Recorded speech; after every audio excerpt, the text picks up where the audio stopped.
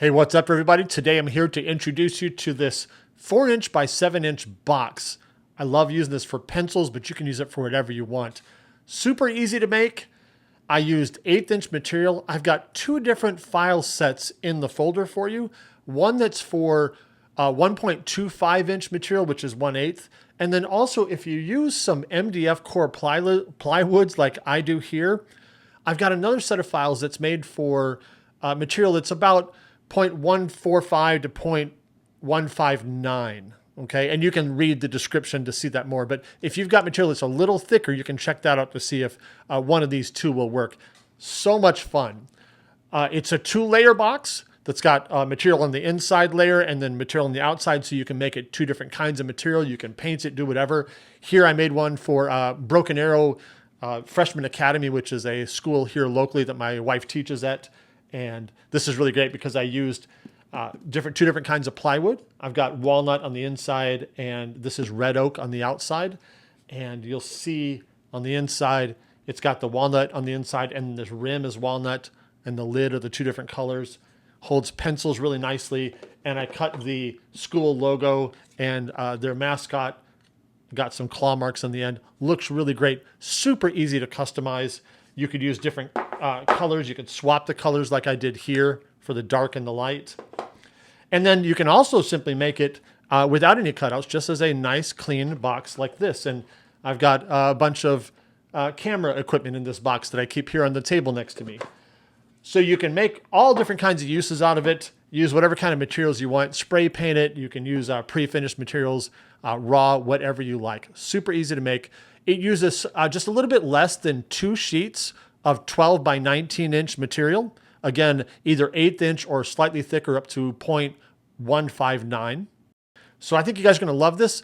Let me walk you through the file and show you another couple tips on how to put it together. I also have a quick assembly video to share with you as well. All right, let's check out the file. Before we get started looking at the parts, let's make sure we read the text in case there's anything important there, which there often is.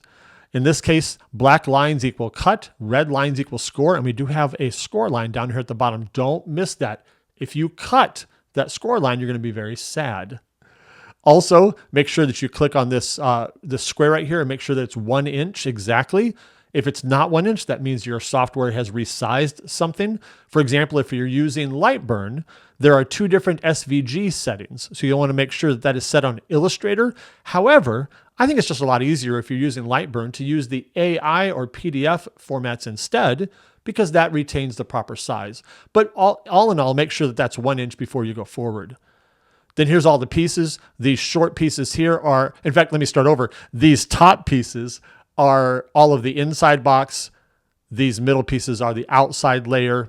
And that's the layer that you could add engraving to or cutouts or whatever you want there. And then there's a lid down at the bottom.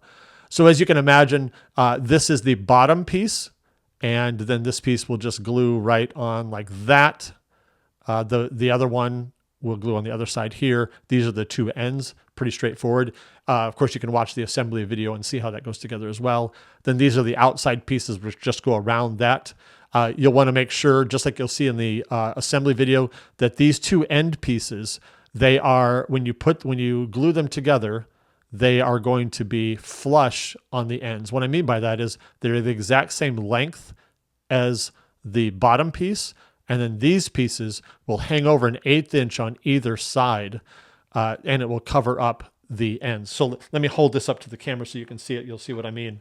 So right here, this is an end piece, and you'll see that it is flush with the pieces inside, and then these pieces on the sides are long and cover up the end of those end pieces. So hopefully that visual helps. So that's pretty straightforward there. And let me put those back. And then I want to show you one really important thing about the lid piece. So as you see here, the lid looks just like this. And you've got this piece that you can see through if you do some cutouts here. And to get this piece placed properly, I've got a red score line here. So you can't see it now, but when I place this there, there's a score line that helps me get it directly centered. So make sure that you score that. And then this piece here, that is the rim, or the rim here, right like that. And the piece that comes out of that is this piece. All right. So you need to keep this piece, and then this is just a score line over here. Okay. So when you glue that on, it shows you where to put it. One last thing. If you cut out something like this, you're naturally going to put that graphic right here in the middle of this one. So here's what I recommend. If you do that, one of two things.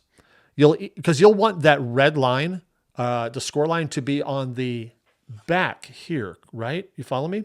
So what you could do is when you put, like, let's say you put Broken Arrow in there. If you put Broken Arrow in here, flip it backwards so that when you cut it, this side will be clean and this side will have the score line on it. You follow me? Let me know if you have any questions. You can shoot me a message. But that way it'll be on the correct side. All right. One last tip. When you are gluing this top ring on here, it's really important. I can't show it to you exactly because the ring is already glued on there.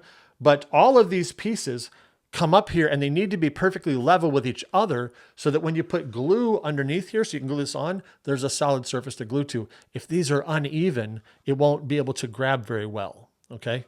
And then of course you want to make sure that it's evenly spaced in here and exactly parallel or flush with the inside as you're putting it on. So just watch those things and you'll have a much better experience and they will look fantastic. So let me know if you have any questions. I'd be happy to help you. As always, send me some pictures. Post them in the group. I'd love to see what your creations look like. But until then, as always, we got a lot of cool things to come.